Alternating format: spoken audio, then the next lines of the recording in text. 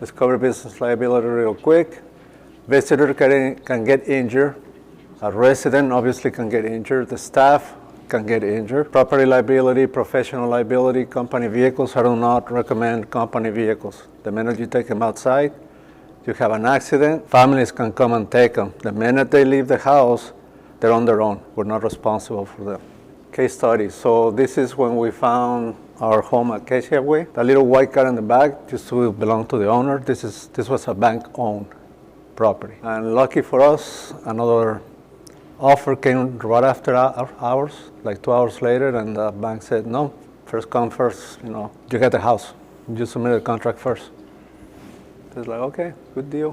What I mean by the shift is what's actually going on with what happens with the number of people they're caring for in a typical facility. Large facilities do not provide adequate care because their ratios are usually 15-1. Families are moving loved ones from large facilities to small residential facilities. And I've seen this trend in the last few years. This is not something that is, you come up with research and find it, because most of my residents come from other facilities. I went to do my assessment. As a nurse, I'm supposed to look at the back to make sure they don't have pressure ulcers. Long story short, when we flipped them, I had to ask for help. This is not my facility. We removed the diaper. The lady was covered in feces. Excuse me if you're eating. But long story short, I told the caregiver, this person is dirty. And then I turned around to put my stuff away. I don't work there, so not really my responsibility. She put it back down, closed the diaper, and walked out. The lady came to us with pressure ulcers. They were mainly on the heels. We were able to completely heal one of them. Then I got sick. We told hospice, come and keep taking care of the other one. They came in, looked at it, oh, okay. And in those 5 days I was gone, it got worse. That's the type of care that's being provided out there. And unless you're on top of it, either they're going to get rid of you and give you a 30-day notice, or do the right thing. The state will tell you that you have to have enough caregivers to provide adequate care. What does that tell you? One person per floor.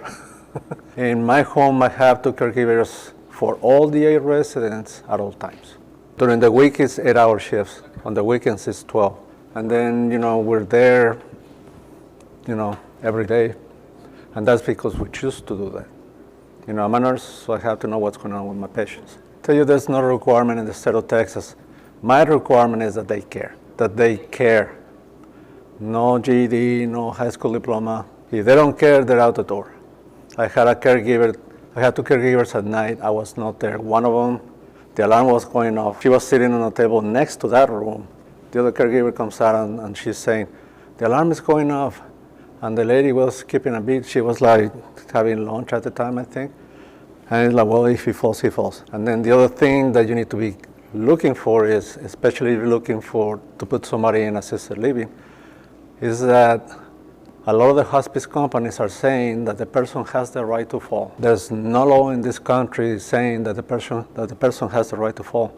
They're there for us to protect them. It's like, well, what if I have a 2-year-old and I catch him before he hits, the floor with the head? So same concept. They're like children. We're there to prevent injuries. How to choose the contractor? I would say go on your power team, network with the right people, and see how many deals have that contract have helped your network. Review is a must, and not just review online, but the people that have worked with those contractors and how long have they worked with them. Because if you don't choose the right contractor, you can lose money like that. Say never pay your contract up front. Click on the link in the comments below and subscribe to our YouTube channel as well, and we'll keep give you more information as well. So stay tuned.